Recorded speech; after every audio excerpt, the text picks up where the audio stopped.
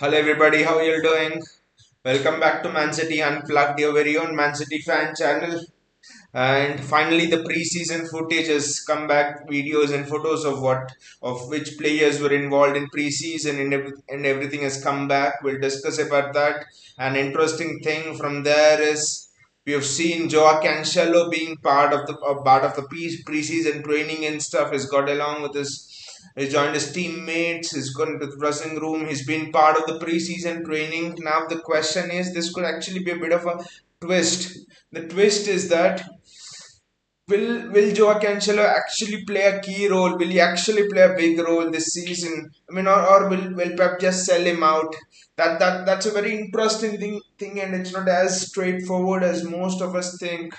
I feel it's not that the relationship between Cancelo and Pep cannot be, it is beyond repair. That is not it. Now few people will be telling about the issues between Yaya Toure and Pep and stuff like that, but Cancelo is a different personality to Yaya Toure. Cancelo is not is not that bit of an outspoken one. Okay, he's had issues with Guardiola they till bust up in the training. We do not know what happened, but generally if you look at Joao Cancelo and what is done for 3 4 5 years since he's been at City, you would actually see that he's sort of a calm nature of the personality. But there's this one thing that gets on him, that if he's not given playing time, probably he sits out, I think. I mean, so probably it gets on to him. I think that could be an issue, or that could be where that could be something the club could look to manage, or even Joao Cancelo could actually look to accept it and say, "It's fine. I'll fight for my place. It's fine. It's fine. If I'm not playing well, I'll sit out, but I'll fight for my place." If Cancelo had learned from why City have sent him out, and if he's willing to accept that, okay, I'll learn from it and I'll take my place on the bench, because that is a if I'm not performing well, because that is a mark of respect for my teammates who have sat on the bench while I was playing, right? Because what Cancelo did, if there was a bust up and he was unhappy, that was sure. What if Cancelo himself sits down and he analyzes what has actually happened? He will feel that he is in the wrong, because the entirety of last season. I mean, the season before the treble winning season, 2 seasons back, I would say, the entirety of that season, Joao Cancelo was playing and Nathanake sat on the bench. Nathanake sat on the bench without any whims. Nathanake sat on the bench patiently without any qualms or things like, why am I not getting into the team and all. An entire season Ake waited to get in. And even the first half of last season, Cancelo was the preferred one. So it's almost that Nathanake was on the bench predominantly for 1.5 seasons mostly, not starting important games. And when Cancelo's form dipped a bit and Ake took over and Ake was just performing on a high level, why couldn't Cancelo accept it? Why couldn't Cancelo look at 1.5 years when Nathanake sat on the bench for him to play? I think if Cancelo looks at that and inspects himself, I actually think he can come back in a better frame of mind and fit into this City team. But because he's got the talent, he's excellent on the ball. Technically, he's very good. He's got the talent in him. He's absolutely got the talent in him. Now it comes down to whether mentality wise, can he fit into the City team? Can he put his ego behind him, and can he come and fit into the City team? That is the main thing for me with Joao Cancelo. I mean, technically he has everything, but what I'm thinking is, where does Joao Cancelo again fit into the team? For me, he's not going to play at right back with. I mean, his one-on-one defending has to improve for sure if he wants to play in that right back position. Uh, I know Walker might go, but that doesn't mean the right back position is his. We could potentially bring in a Hakimi or a Pavard, and or Rico Lewis could even get more game time when compared to Cancelo. And can Cancelo invert into the midfield and play? Again, for me, if he inverts into the midfield on the left hand side, him inverting into the midfield cause problems for Jack Grealish. On the right hand side, if Cancelo inverts into the midfield, It depends who plays on the wing. If it's a Bernardo Silva who plays on the wing, who wants to cut inside, it might interfere with the movements of, with his movements, with the movements of the midfielders. What Cancelo wants to do. So for me, I think I look at only spot where Cancelo could play literally, and it's on the right wing. He always seemed more of a winger than a fullback in terms of his attacking play, right? So actually, I know he loses the ball often, trying his tricks and stuff, but Cancelo could actually play on the wing. It won't be a bad position for him playing on the wing. So that could be an interesting position which Guardiola could look to explore. I mean, we will only know about it actually once the preseason training starts. Where Pep Guardiola wants Joao Cancelo to play. So I mean, let us accept Cancelo has put all of his ego behind and is ready to assimilate into the team. But where will you play? Where will you play him? I see only the wing. I do not see him playing in that fullback position because countless amount of times when Joao Cancelo has cost us 1v1 situations. Liverpool is an example. Last season, Salah was an example. Just imagine if Cancelo wasn't playing and an Akanji or Ake was playing, would Ake have allowed Salah to do that thing, turn him around and run on goal? First leg that could have cost us the title. Cancelo in Champions League matches, Leon comes to mind for me. Liverpool comes to mind for me in the Champions League. I mean, Cancelo has let us down in 1v1 situations. I don't want to have Cancelo on the full back position. Vinay is here. Hey Vinay, how are you doing? A bit of a long time. How are you doing, mate? Vinay says no club till now wants Cancelo. Vinay says can try him at right wing. League Cup, FA Cup, his attributes are of an attacker. That is the only position when I actually see that to be the only position where Cancelo can play. But again, see, it's a bit tricky. Can does Pep have the confidence actually to play Cancelo at right wing and not sign anybody? Because or maybe he'll wait till the preseason to end, but won't it be late because preseason ends and we have a community shield match, and a week later we are into the Premier League season. So, I mean, you just cannot wait till the end of the preseason and then start your negotiations for a right winger, for a new right winger. Then other clubs will also want more money. So, it's an interesting situation. Mahrez has left. There's a place vacant there.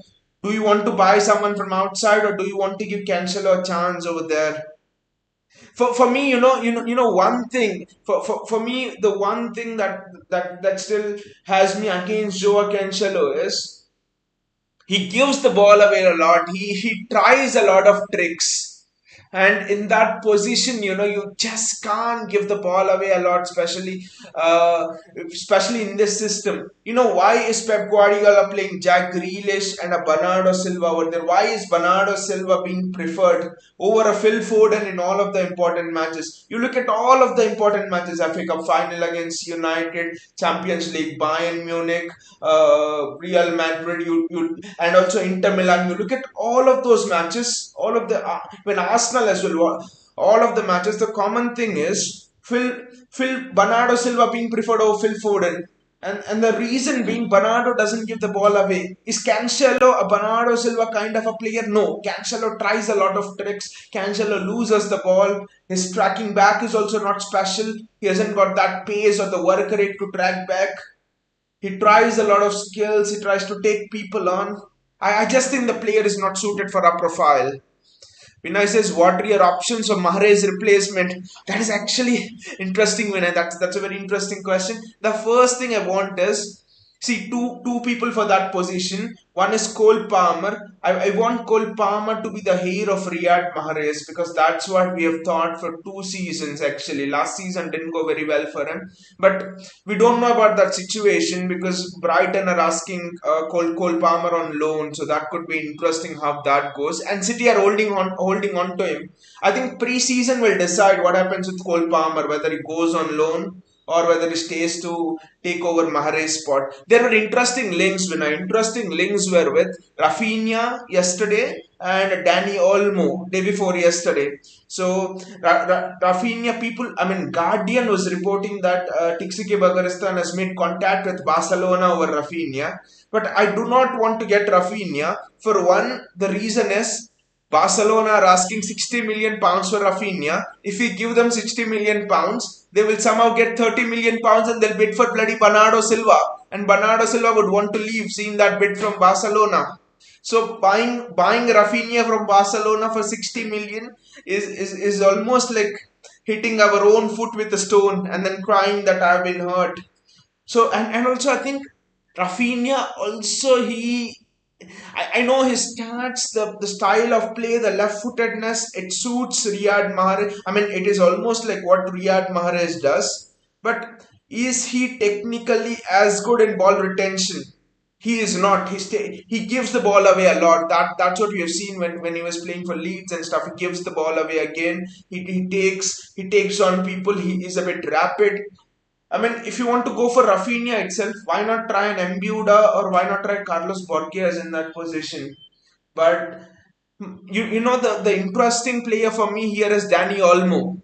Danny Olmo for me is the one I actually want to replace Riyad Mahrez. I know he's a right footer, but 22 years of age, Danny Olmo, I think 22, 23. If you look at the profile of Danny Olmo it's almost like yesterday again I was watching Danny Olmo play and a bit of his clips and I was like, what, this guy is just playing like Jack Grealish. The balance, the poise, the technical balance on both the foot. He's comfortable going inside or on the outside as well. Never loses a ball, brings the ball out of tight spaces. His work rate is excellent. His crossing ability is excellent.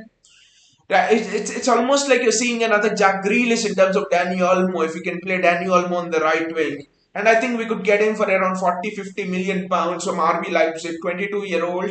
I prefer Danny Olmo actually to come into that Riyad Mahrez position. Vinay says don't like Palmer that much, but if Pep doesn't want pace at wings, can be Mahrez replacement. That is the thing, Vinay. If Pep wants pace at the wings, then I don't think Cole Palmer is the best one there. But you look at us being linked to Danny Olmo, you actually look at the noises coming from around the club that Pep Guardiola. I think it was Sam Lee who was actually telling 2 3 days back. Sam Lee wrote in the Athletic that Pep Guardiola actually was looking at a profile of a winger who is almost like Jack Grealish, to put it, who he wants to play like a Bernardo Silva, like a Jack Grealish, just contain the ball, take the ball and stuff like that. So one thing is clear, that is the profile of the winger which we are looking at. And by the way, and another thing to reinforce that what Sam Lee has said is what like Sam Lee has said about the profile of the winger is the fact that Carlos Borges is ready to be sold to West Ham for around 19-20 million pounds. It's not a loan deal, it's a sell deal. And he's been involved in 47 goal contributions last season for the EDS. Bit of a shame, but that will actually tell you what the club is looking at for the profile of the winger. So if that is the profile, I think Cole Palmer would be fantastic. Vinay says, I'm fed up with paceless wings. Otherwise, there are many good wingers like Diaby, Almada, Embuda from Academy, and Rafinha. We are all fed up, Vinay, with faceless wings. Just look at how we all reacted at the beginning of last season until even January, February. You remember us all of us being very angry after we lost to Spurs at home last season, sort of around February. And we were like, what does this Pep Guardiola want to do? Why does he want to make the game boring? Grealish, Mahrez on the wings. What does he want to do? Right from Community Shield last season to the loss against Tottenham in February, we were just doing this Grealish, Bernardo, Mahrez on the wings, so sleepy, the gameplay and stuff. But you will have to say that he has, you know, we have improved from February with paceless wingers in the fact that our paceless wingers have been much more quick in the decision making. It's almost like a pass and move type of gameplay that has happened from February onwards. Before that, Jack Grealish was holding on to the ball too much and was giving people time. But after February, Jack Grealish was get the ball, look to dribble or pass, and then he occupies a new place. Dribble, pass and move, pass and move. I think if paceless wingers can do that pass and move things and can create space, I actually think this could make us impenetrable actually. Just actually look at us bringing in Josko Guardiol and us having two paceless wingers, and who with Grealish and Bernardo, for example, and Danny Olmo, if you get him, who can track back like hell. That would be a defensive night. That would be a defensive nightmare to face for opponents. And Vinay says Man City's made 50 million best profit from academy sales. Let us actually count the profit, Vinay. That's interesting. You brought up the figure. James Trafford has been sold for 19 million pounds, right? Shia Charles has been sold for around 10 million pounds, so that makes it 29. And Callum Doyle went on loan, that is fine. And now Carlos Borges for 20, that is 49, that is 50. Am I missing some player?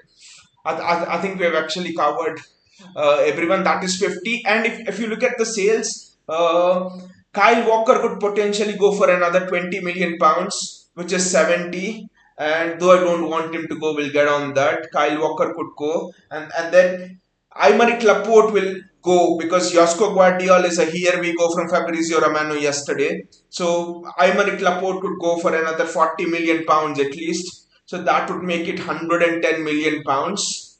Wow. And Josko Guardiol is 100 million pounds, 100 million euros. So literally we have got the entire Josko Guardiol money. Wow, this is just superb business from City. And people say that City are ruining the club with ruining football with money and everything. I've been seeing the net spend table over the last 6 years, and you know who's been the top of the net spend table last 6 years, not just last season or 2 seasons back. Last 6 7 years, Arsenal are top of the net spend table with 666 million pounds.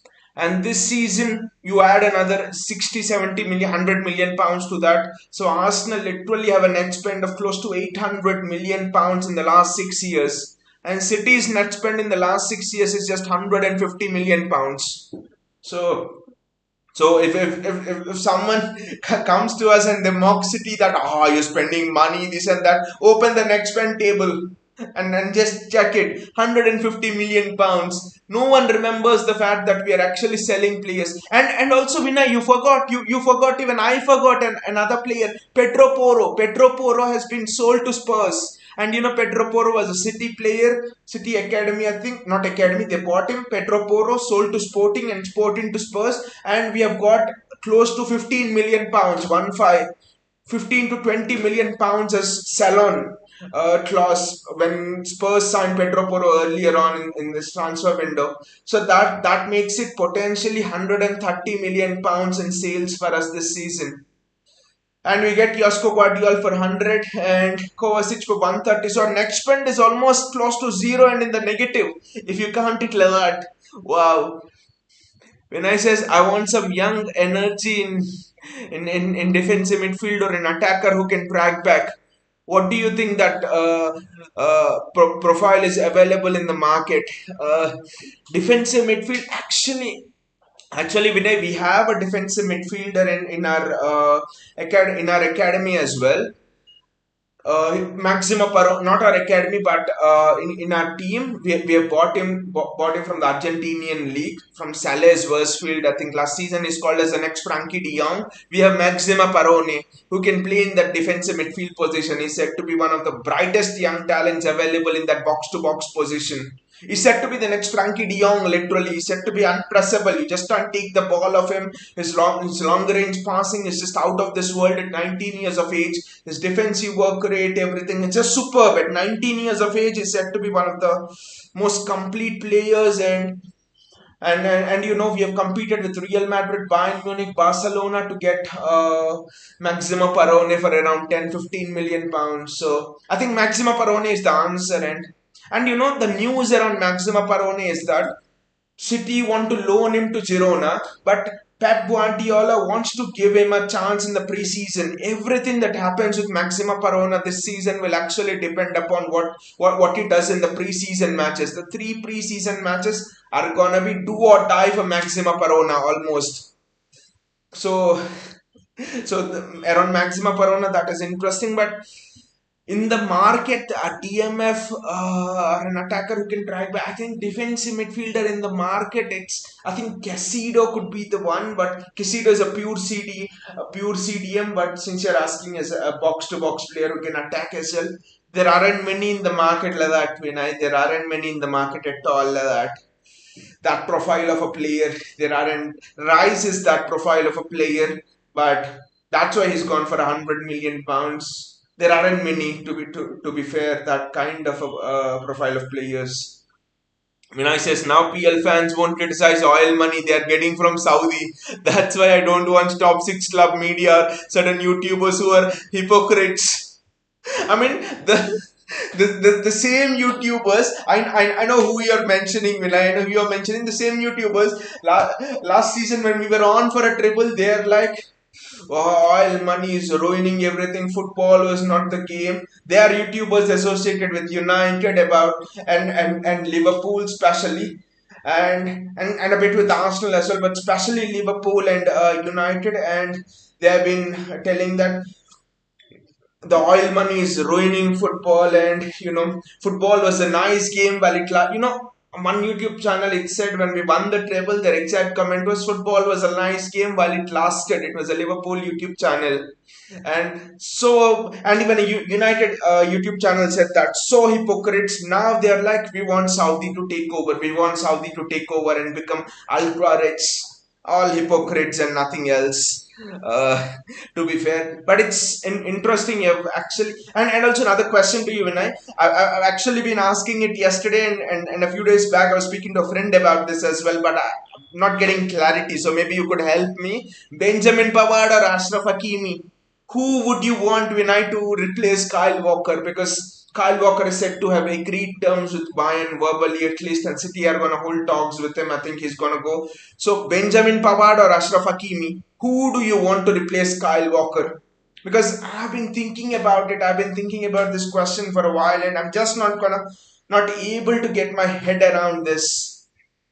Because Hakimi has all the pace and power, and going forward is an upgrade on Kyle Walker as the recovery pace and everything, and but defensively, but Hakimi, I mean, that's a good choice. I think I mean, a lot of people have actually been telling Hakimi, but what do you? But my one concern about Hakimi, Vinay, is his defensive thing. Do you think Hakimi is defensively as good in one-on-one situations as Kyle Walker? Because for me, Benjamin Pavard, I think is better in 1v1 situations than a Achraf Hakimi, I think. And again, it comes down, if this was a question which was asked, I think 2 years back, before last season, even in the first half of last season, I would say hands down Hakimi. I would be laughing if you said Benjamin Pavard. But I think the system that we have created with Takanji, Ake, and potentially Josko Guardiola playing that flank, playing that full back positions. It's potentially defenders playing that full back positions. I'm thinking, do we need the attacking prowess of Ashraf Hakimi, or do we need the certainty of the 1v1 defending which Benjamin Pavard gives? I actually think Pep might lean towards Benjamin Pavard just due to the system, just due to how Pep Guardiola is wanting us to play. So back three and Stones going into the midfield and stuff. And another key thing with Benjamin Pavard is, I think Benjamin Pavard has played as a centre back in his career as well. I think he's played for Bayern as a centre back as well. So centre back and full back. So that versatility, Pep would appreciate that versatility to switch into a 3 and a 4 when Stones drops back. I don't think this is one thing for me that goes against Ashraf Hakimi. I don't think that Hakimi gives you that thing. Hakimi well, you could train him to play as a centre back, but again, you look at what happened to Kyle Walker against Southampton Carabao Cup. We lost that match. I won't go in much on Kyle Walker, but Cancelo has had a stinker. Kyle Walker got caught out once or twice there, and because he wasn't able to track the runs like a centre back does. I think when you play a full back in a centre back position, it's not a natural fit. You'll have to strive a bit harder for him uh, for it to work out. So I think that could be a bit of a problem with Hakimi, and you never know whether he could adjust to play as a centre back or not. So in that sense, I think it's a Benjamin Pavard, because Josko Guardiola, could play left back and centre back, and Pavard could play right back and centre back. Ruben Diaz in the centre, John Stones going forward. So that could actually be a dream, two people who are actually so much more comfortable tucking inside. Vinicius, considering we always concede on counters. That is true. That is true. That is again one thing which we have to keep in mind whenever. But again, with the new system that we are having, do we think that the counter-attacking threat is valid anymore? Because I know that you could refer to Real Madrid and how Real Madrid second leg especially, and how Kyle Walker made those excellent tracking back runs, legendary tracking back runs, and got to Vinicius Junior. There was a run when Vinicius Junior actually had a head start on Kyle Walker as well. Still, Kyle Walker actually went and tracked him back. But I come back to the Bayern game and not the Real Madrid game in the Champions League, where Walker didn't play, and in one of the legs, and Akanji and when Ake was injured, I think Ake played. Ake and Akanji were on both the fullback positions, and both of them did exceptionally well without having as much space as a Walker. So in this new system, I think being sure of 1v1 defending is I think much more appreciated than having that huge pace. I think it depends on Pep again what kind of a system is going to go with this season, especially.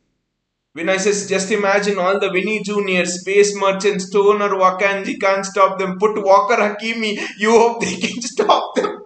That would be a nightmare. That would be a nightmare, Vinay. That's interesting. Could just by right wing position, Vinay, that could be the answer. Bingo for the right wing position. Don't sell Walker. Put Walker on the right back position. Put Hakimi on the right wing position, and when the opposition goes on a counter, Hakimi also tracks back. Hakimi tracking back, Kyle Walker tracking back with their pace. It would almost be like Walker and Hakimi racing each other, and the winger who is running would be looking at it. Well, I am here. Why are you going there? Pass me. Hakimi says this is a race between Walker and me. It doesn't matter how fast you run. You're always going to come third in a two-man race. That is going to be superb. But again, Vinay, it's interesting because you mentioned that point. I think Hakimi, I mean, Pavard, just like Pavard could give you that option of versatility, Hakimi could give you another versatility option of playing at right back and also right wing as well. Hakimi, Hakimi is better than Joao Cancelo in terms of playing on the wing as well. He hasn't played, but he has all the attributes to play as a right winger, and he doesn't give the ball away easily as well. He's good in tight spaces. Hakimi could be a great signing if you want to play him on the right wing and the right back position as well. That's going to be interesting. Vinay says you saw how Hakimi was a passion merchant at Monaco and World Cup. Yes, yes, Hakimi was actually brilliant at the World Cup. He was responsible for Morocco playing very well in the World Cup and making it that far. I think they just lost out by quite a bit in the knockouts, but Morocco was actually good in the World Cup. It's Pavard and Hakim. I mean, again, it's confusing. It will be interesting to see what Pep Guardiola does. And also, if you have seen the traveling squad, it's interesting. He's not taken too many youngsters. The traveling squad came out yesterday. He's only taken Oscar Bob and what's the other name? Yeah, James McAtee and Oscar Bob are the only notable faces who have not been around the first team last season and who have actually been taken to the preseason. So this actually tells you that Pep Guardiola wants to integrate James McAtee and Oscar Bob into the first team, very quickly. So next season, so that will be interesting.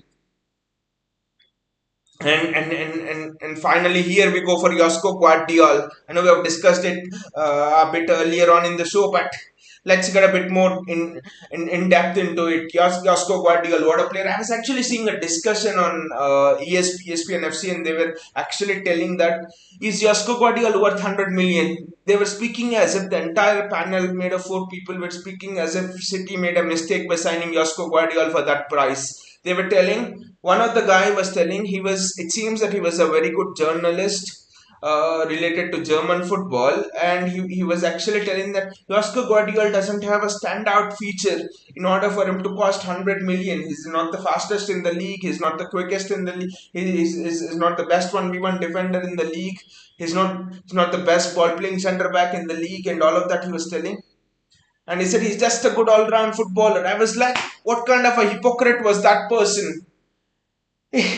Because you just need to be a good all round footballer. That's it, right? You just need to be a good all round footballer. How many centre backs are there who are good all round and don't have a flaw? Josko Guardiola doesn't have a flaw. Maybe really a bit, but Josko Guardiola doesn't have a flaw at all. He's good in everything. He might not be the best at one thing, but he is 9 out of 10 in everything. Maybe he's not 10 out of 10 in one thing, but just an example to compare it to Aymeric Laporte. Laporte is good at ball playing, maybe a 8 or 9 out of 10, but he's absolutely shit in 1v1 defending. But Josko Guard is absolutely shit in defending players with pace. But Josko Guardiola is 8 or 9 out of 10 in all of those attributes. So for me, that was just an hypocrite comment. And for me, Josko Guardiola is definitely an upgrade on Nathan Ake. I mean, Nathan Ake will still surely start over Josko Guardiola this season at the beginning because of what he has done for City in the last season. But I'm telling an upgrade in terms of ball playing ability. Nathan Ake has improved, but Nathan Ake is not the centre back you would want to, come out with stride out with the ball and play those passes. In Josko Guardiola, you have got everything that an Aymeric Laporte could do. Just look at the passes he pings into the midfield, Josko Guardiola. Superb. You've got everything an Aymeric Laporte could do. And also you've got everything that an Aymeric Laporte cannot do in terms of, 1v1 defending, in terms of uh, in terms of tracking back, in terms of dealing the strength, power, dealing with attackers who have pace, excellent. I mean, how we dealt with Erling Haaland is a clear example of why 100 million is nothing for Josko Guardiola. He says, what do you want to bring in after Kovacic and Guardiola? I mean, to be fair, Vinay, I want a James McAtee to be given more chances in the first team. I want him to have a brilliant preseason because James McAtee is said to be the Salford Silva. I've even tracked him a bit when he went to Sheffield United for loan. He is one of my favorite players right from from the academy, this thing and stuff. I've tracked him a little bit, so in the highlights and stuff of the EDS and all, I just feel that he's closer to what we have seen after a David Silva. So I actually want James McAtee to have a greater say. I want Maxima Parone to not be loaned out, and Maxima Parone to get more chances in the first team. And I also want, I mean, Oscar Bob is another one we haven't talked about. Oscar Bob is said to be the heir of Kevin De Bruyne. So I actually want Oscar Bob to, I want Oscar Bob to not be given first team chances, but be on the bench, be around the first team, so and learn from Kevin De Bruyne, the master himself, so that when time comes, Oscar Bob can transition into that Kevin De Bruyne role in 2 to 3 years. What I want as a whole is from after this, I want all of our veterans slowly. People like Mahrez is gone obviously, but De Bruyne is 32, and Kyle Walker is almost going. He's 32. I want all of our veterans, to slowly be replaced by our EDS. I do not want many people from outside of the academy, out from the other clubs. I want people from the academy to replace these guys. That will be the dream. That will be the dream of all of the Manchester City fans. seeing a lot of these academy youngsters, people who are one of our own, to actually play for the club. The passion will be something else when you. I know now also the passion is excellent, but it will just be another feeling. That will be the next step for City to go. Bayaji says, with these many sales, this could actually be the season of transition. Going to keep my hopes at a minimum. We can allow we can actually allow leeway Bayaji for City this season if if we can be fair, because three Premier League titles in a row, four Premier League titles of the 5 years. In the last 5 years, completed a treble almost every season except Pep's first season. Pep has at least won a domestic trophy until now. So until now, never finished below second after Pep's first season. I mean, most of the time we have won the Premier League title. So I think if there is a massive drop off, we can give leeway, but that is not going to happen, I think, because of Pep Guardiola. Until the man is there, that is never going to happen. You know why that is never going to happen? There is another figure, there is a mystical figure who has come. We have actually signed someone from outside Vinay after Kovacic and Guardiola. He's not a player, that is the only thing, but he has first come to this club in 2018, and he has changed the way Pep Guardiola has thought about football. I think he's come when Mikel Arteta has left and is in 2019, and has changed the way Pep Guardiola has looked at football. All of these, formations, these defensive formations, everything are because of that guy. That guy has said to have given Pep Guardiola tactical inputs last season against Bayern Munich, against Real Madrid, against Inter Milan. He said to be the spearhead man of the football Pep Guardiola is trying to create at City. He's already done it in the Qatar League at Al Sadd. He's Juan Malilo. He's actually Juan Malilo. So with Juan Malilo coming in, and when Juan Malilo and Pep Guardiola come together, you actually you actually seem to get some innovation in the way in a way we play football. I think one thing is, it will not be the same of how we approach games and play football. The system will not be the same like we did last season. There'll be some tactical tweaks in the system as well. Otherwise, opponents will adapt. There will be tactical tweaks. So I actually think Pep Guardiola will not allow complacency to drop in, but we have to be ready for everything, because after a triple, the law of nature dictates that you generally have an off season and then you recoup and come. But Pep Guardiola is beyond the laws of physics and the laws of nature. He dictates the laws of nature. So Pep Guardiola. So I think Pep Guardiola would have already been planning for that, how to get more, how to keep the players motivated, because that is the most important thing. After winning such a, after almost winning everything there is to win in football. Vinay says, I'm concerned over our most defenders. Our 28 injury and their pace are diminishing. By the way, we can use Silva to bring Hakimi from PSG and Frankie de Jong or Rapinha in swap deal. Frankie D, I don't think Frankie De Jong. I actually was interested, Vinay, about this swap deal, Frankie De Jong and Bernardo Silva.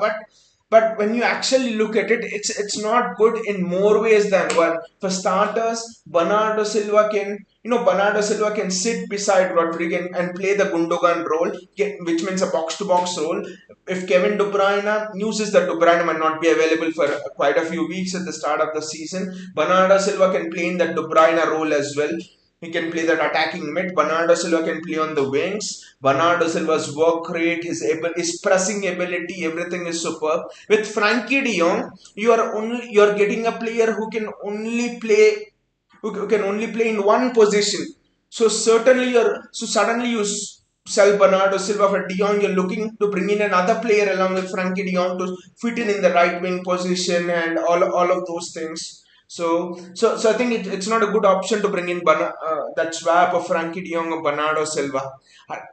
I, again, Rafinha, I don't know why, but I just don't quite like the profile of what Rafinha is.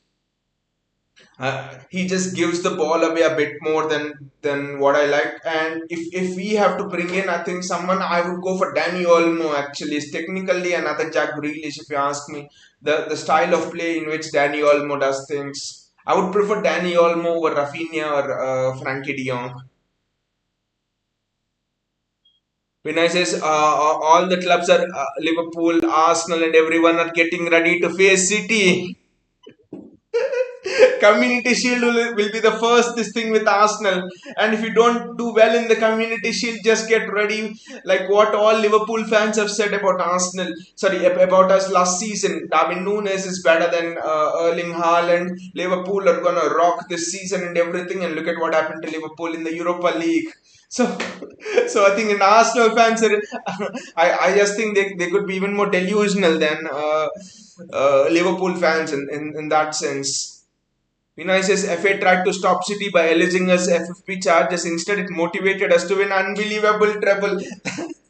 And every fan channel and that period again, Vinay, that period, every fan community, every fan channel, apart from City fans, of course, every community, every opposition fan channel, every opposition, I mean, of even certain pundits in the media, everyone, I mean, articles by Miguel Delaney, that poisonous guy who writes for the Times, Miguel Delaney, everyone was writing as if City is finished. City, the club is done. City are in the dumps. Cancelo gone, FFP charges. City are going to get found out and all. And all of them are now not writing even a single article after we won the treble about at least praising us of how we dealt with those situations and all of that.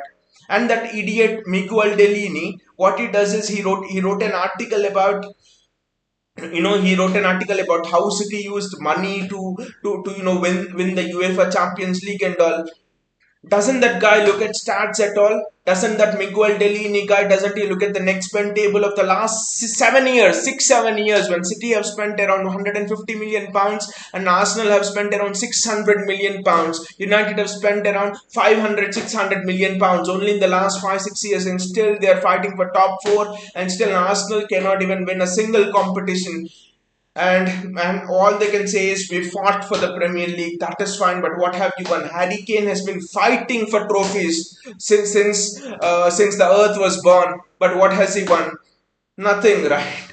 Right? They don't. So many hypocrites, especially English journalists. There are some good ones, I would say, but generally, so many hypocrites who just wanted City to fall off. That is why we really wanted City to win everything there is. Just to prove that we are somewhere else. We are creating a dynasty. We are emperors. Bayaji says we are enemy number one anyway. Still, we are enemy number one by Ajib and Arsenal. It's a simple thing, like the TSP and FC thing I mentioned, where they said City spending 100 million on Guardiola is. They were telling that it's just a waste of money, but Arsenal spending 100 million on Declan Rice with 10 million in add-ons potentially is fine. Is Declan Rice superb at any one thing than anybody in the league? No, he's just a all-rounded footballer. They don't get that argument when Arsenal signed Declan Rice. They only get that argument when City signed players. I don't understand. Vinay says, you think they could have alleged us after season was over, but on purpose it was in the middle of the season? It was done on purpose, Vinay. It was absolutely done on purpose. Because there's no second thing about that. It was absolutely done on purpose. Because, there was an independent regulator who was to be, set by the government in the parliament, the British government, who would look over the finances of all of the football clubs. And who are the football clubs that were against the independent regulator? Manchester United, Liverpool, Arsenal, all of your top six so-called elite clubs, the top four, top five elite clubs were against the favor of an independent regulator to look into their finances. And who was the only club in the top six who was in favor of that independent regulator? It was Manchester City. This has not been brought up in any article by any journalist or any fan channel. Such hypocrites, everybody, right? and look at it. We wanted an independent regulator. If we had things to hide, why would a city have voted in favor of an independent regulator? It's just a common sense question. If we had things to hide. And Manchester United have been alleged of breaking FFP. They paid a fine of 338 million pounds. No one's talking about that. No single article about that. I think it was just a week back. Manchester United have been fined for 338 million pounds for breaking FFP rules. They accepted it and they were fined. And there was a bloody article today that was actually stating that City should have gone the Manchester United route and accepted and taken a fine and gone off. What kind of an idiots are the journalists who are writing this? What kind of an hypocrites are those? Why should we accept something when we have not done wrong? Why should we pay fine for something when we have not done wrong and accept that we have done wrong, we have done the crime? We have not done it. Why should we accept? And people are telling City should have just paid the fine. We will not pay the fine because the club are confident that they have not done anything wrong. City could have easily accepted it and paid the fine or whatever, but they are confident they've not done anything. So all hypocrites around, we are enemy number one, and glad that it has spurred us up. It has helped Pep Guardiola create a situation of us against the world, and that has made a key role actually in driving us to the treble among other factors. And also the timing of the release, Vinay, was superb. The timing of the release of these charges was superb. The club weren't sent any of the things early on. They also saw it posted on PL website, and just when the independent regulator was to be announced, the PL charged us, and then the independent regulator was actually postponed, and it's still not announced. So I mean, this is just the elites. This is just the elites. You know what is this all about? This is just the elites realizing that this is the last chance for us to push City away. If we do not succeed now, City will get inside the door and they will never leave. That is what all the elites thought, and in a final push, they just threw everything around us. And look at what it has done. We have broken the door and we have pushed some of the elites themselves out, and we have occupied a place in history. Now, even if the PL wants, if the FA wants, they can't erase. How can you erase a treble winning team? How can you erase a team that has conceded zero outfield goals in an entire FA Cup campaign? We have just conceded one dodgy penalty last season in the FA Cup. How can you erase those stats? How can you erase the stats of having the fastest goal scored in the Premier League? How can you erase the stats of a big winning run towards the end of last season where we gazummed Arsenal to the title? How can you erase the stats of Erling Haaland 52 goals? How can you erase the stats of Kevin De Bruyne with a record number of assists over an entire season? You just can't. You just can't. So the FA and all the elite clubs have got a punch to their face and they've got all of their teeth gone off. Biology says all those Dumbo haters have graduated from Agbon Lahore School of Accounts. Perfectly put by Adi, that Gabby Agbon Lahore he was an ex-Spurs player, right? He's an absolute shithouse as well. He's one of the most stupid and non-commonsensical pundits I've ever seen. Gabby Agbon Lahore, and he's chosen a platform that suits his common sense. Talk Sport, one of the most unreliable sports radio channel, and they get to air their show on national radio. Wonderful. When I says, man, there's special created channel documentaries on city charges. Did you see media is making views through these videos? No, no, Vin. I actually haven't seen. I've actually come across one documentary actually randomly scrolling YouTube. I think 3 days ago there was a random YouTube documentary. Suddenly, I think it wasn't even from the BBC. I think it was a 40-50 minute documentary, and how City have scammed UK football or something like that was the title of that video. I didn't even bother to watch it because because I did not want to waste 1 hour of my time watching that shit when nothing is proven. It's surprising. I've seen one of it. Now you're telling. I think that there could be more of those sort of documentaries. But you know what I want City to do is once we get out of these charges after 3 years, 4 years, or 1 year, whatever it is. I want us to sue. I want us to sue each and every journalist. so that they will be stuck financially for their life in a rut. I want us to sue each of the journalists for 40 million, 50 million, 100 million. Just sue them, sue all of these documentary makers, sue all of the journalists, sue all of those elite clubs, sue all of those people who have commented against City without when the case was in the court. So just sue them, and that will be that will be a big blow on what the power of City actually. I want us to sue them literally. And you're right, Vinay. They're just making views and gaining subscribers through making all of these things, because they know opposition fans are actually they don't have anything to go on City now, and they're looking for new fodder. And once they see this, they know that opposition fans will be lurking there. They will click on that. They'll get views and everything. And the title of that documentary was also something else. How a club how a club scammed UK football, it seems. And they have the photo of Sheikh Mansour over there. What an idiotic bunch of hypocrites. And don't they have anything better to do in life? I don't know. Just commenting on a case which you and I do not know anything about. It's almost the same as, all of the people commenting on all of the journalists telling things on Benjamin Mendy when nothing was proven. And what was proven ultimately? It was proven he's not guilty. I mean, court has given that, so we'll have to accept that is not guilty. Where now, what will happen to all of the trouble and all of his status that's been gone due to these comments by the social media to Benjamin Mendy? See, this is the world of social media justice, where people mostly they believe it's sad, but it's true that where people mostly believe that, when something has happened, knee jerk reaction, and your Twitter journalists and your social media justice, they become the judges, and they give out and they give out judgments in a day that Mendy was guilty. Football's done. City have scammed.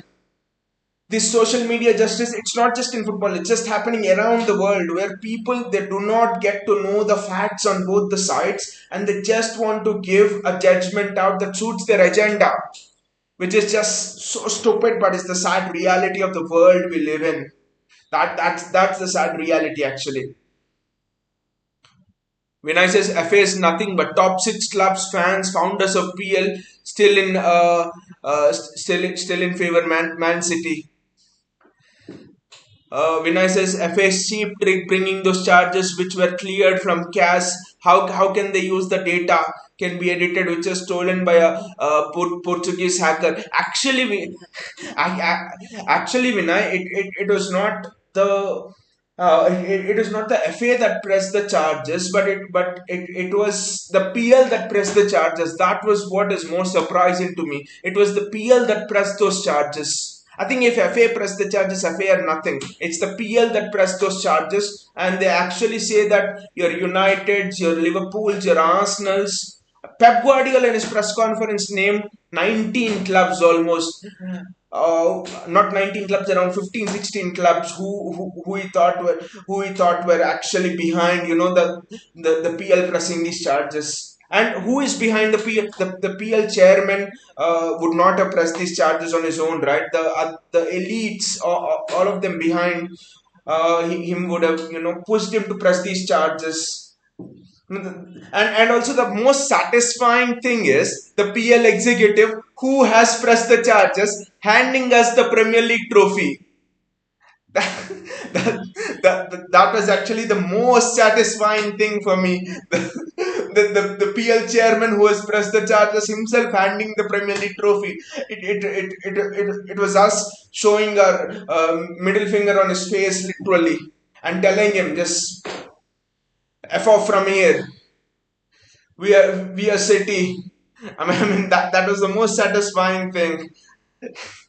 But again, the surprising thing was City and PL were actually on good terms. But I think the elite clubs also were angered by the fact that City did not want us to, I'm sorry, City came out of the Super League, backed out of the Super League. Look at all of your Glazers and everyone, even the and the Henrys who are the Liverpool owners. Everyone actually wanted the Super League to happen. It's City who have, backed out of the Super League first. I think there was anger on that as well. And once City backed out, they had to back out as well.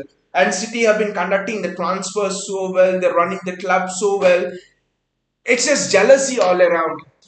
One thing is always true. The more amount of enemies that are being created against you, it means that you're growing that much powerful. Because if there is no growth, there are no enemies. Everton have been bloody charged with almost the same kind of charges that we are. Everton. And did you see any media, covering Everton? Did you see any fan channel talking about Everton's FFP charges? United's FFP charges no one talks about.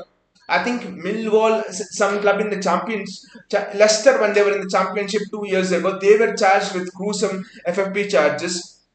No one talks about that. No one actually talks about that. So I mean, it's just City. That's because we are growing powerful, and when you're growing powerful, everyone will try to attack you. Your enemies will also grow. That's actually a good thing. As City fans, we should feel proud about that. It's a good thing. Your enemies are growing. You're growing powerful. No one wants enmity with someone at the bottom of the league, because they don't care. Your enemies will start caring. The other clubs around you will become your enemies when they realize that their very existence, in terms of occupying the top positions, is in uncertainty. That is when the enmity will grow. United and Liverpool and Arsenal have realized that they cannot, be the traditional top two, top three sides now, with City being here. They're not the traditional powers they were in the Champions League, for example. So their uncertainty was under question, and they responded like this. In Rather than responding on the field, in the football, it's 11 versus 11. All these clubs have money. Like I've told him in the next pen table, all these clubs can spend money. Why don't you buy players, recruit well, and compete 11 versus 11 in a game of football? Why do you want to indulge in these stupid practices? I don't know. And also, when I am pretty sure these clubs would have bloody paid that hacker as well. They would have paid that hacker as well, and then told him to do all of those things. They would have paid that hacker. I would not be surprised if they have done this. They would have paid the hacker for sure. Vinay says, when is our first preseason game? Will I get ready for Sunday at 4:30 Indian Standard Time? Sunday 4:30 Indian Standard Time is our first preseason game against Yokohama Marinos FC in Japan, who is our sister club, who's part of the City Football Group. And then we have another preseason, I think, in midweek somewhere against Bayern. And then we head to South Korea to play Atletico Madrid. And then Community Shield the coming weekend against Arsenal. And then the Premier League season kicks off. I don't know who it kicks off against. I don't remember the team. I've seen the schedule, but I forgot. But it will be interesting, the preseason, in terms of, again, like we talked about, James McAtee, Maxima Parone, and everyone. Vinay says, anyway, we'll see their salt. We'll be there to see their salts. We'll be there to see their salty tears. We, we were there to see someone. We were there to see Mark Goldbridge rage quit his stream, right? For 40 minutes. After 40 minutes. And that hypocrite tells that he doesn't care about City. He doesn't care about what City achieves. If he doesn't care about what City achieves, why does City being 2-0 up get in on his nerves? Why does City being 2-0 up make him rage quit the stream? Why does City being 2-0 up have him, talk for 30 minutes about what City have done, how City are not doing it in the right way and all, when it doesn't get on to you? You just don't care, right? All of these hypocrites, they act as if, they act as if they don't care about City, and suddenly when City start winning, when City are performing better than their clubs, they suddenly start to care. Don't know why. This is the height of hypocrisy from opposition fans that we are living in right now. It's just too much, and it's so much fun, having all of them have their salty tears. Anyway, guys, thank you so much for joining me here. Thank you so much for joining the show, Vinay, Bayaji. Thank you so much for all of your comments. Had a wonderful discussion, Vinay, and and I'll see you tomorrow. and we will come up with more news regarding the club and the transfer news. It was again a great discussion in the evening after quite a bit of time, I would say, after us winning the treble and stuff. It is great to be back and great to interact with you all guys again. It just feels wonderful. Again, see you all guys and take care.